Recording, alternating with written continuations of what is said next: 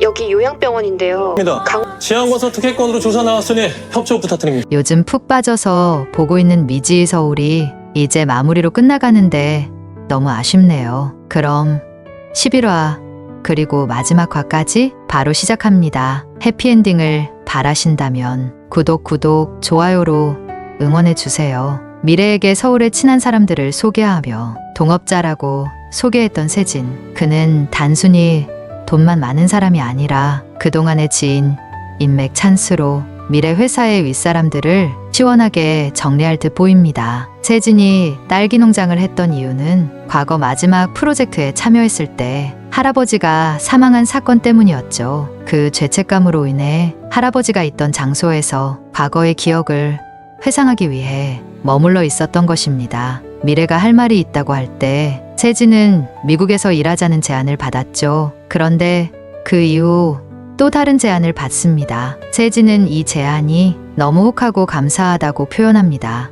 혹할 만한 제안이라는 것과 함께 세진이 갑자기 사라졌던 과거를 알고 전화를 해준 사람인 것을 보면 세진과 깊은 연관이 있는 사람임을 짐작할 수 있습니다. 세진이 이런 통화하는 장면은 다음 화에 벌어질 상황을 보여주는 중요한 복선인데요. 감사위원 소속의 윤 이사는 내부 비리 조사와 관련된 가장 예민한 정보들을 다루는 핵심 인물입니다. 단순한 우연이 아니겠죠. 공정거래위원회는 시안건설과 한국구민공사 사이의 비리와 관련된 내용으로 대대적인 조사를 시작하게 되죠. 세진은 그동안 자신이 쌓아왔던 금융 네트워크를 총동원해 미래가 힘들어했던 윗선 인물들을 한 방에 무너뜨릴 준비를 마친 셈입니다. 세진은 과거 주식판에서 뉴스 기사에도 나올 정도로 영향력 있는 사람이었음을 알 수 있습니다. 통화에서 세진은 일주일 후에 답을 준다고 했었는데 세진이 혹할 만한 제안은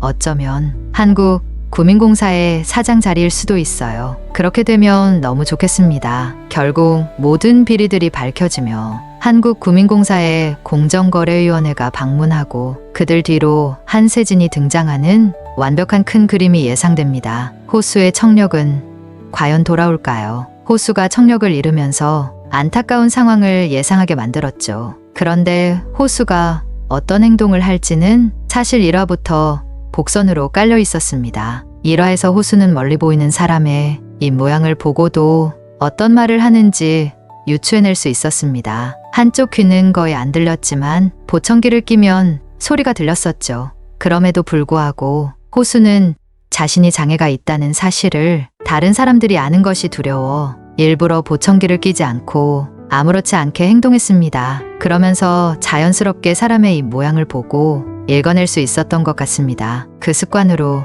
인해 호수는 사람이 하는 말이 들리지 않아도 입을 보면 그 내용을 알아들을 수 있었죠. 이미 지윤이에게 받던 전화에서도 천천히 말해보라고 하는 것을 보면 어쩌면 증상은 진즉에 있었을지도 몰라요. 하지만 결국 호수는 청력을 잃게 되었지만 왼쪽 귀는 보청기를 끼면 미약하게나마 들을 수 있지 않을까 하는 바람도 있습니다. 아직 완전한 청력을 잃을지 어떨지는 모르지만 호수는 소리를 들을 수 없게 되더라도 미지의 입술 움직임만으로 미지의 마음을 이해하고 세상 그 누구보다 더 그녀의 말을 받아들이게 될지도 모릅니다. 결국 처음부터 호수가 멀리 보이는 사람의 입 모양을 보던 그 장면은 마지막 회를 위해 깔아 놓은 복선이었습니다. 한편 이충구 변호사는 단순한 경쟁자가 아닌 진정한 조력자가 될 것 같아요. 은근히 호수를 기다리는 듯 보이던 충구는 다른 곳에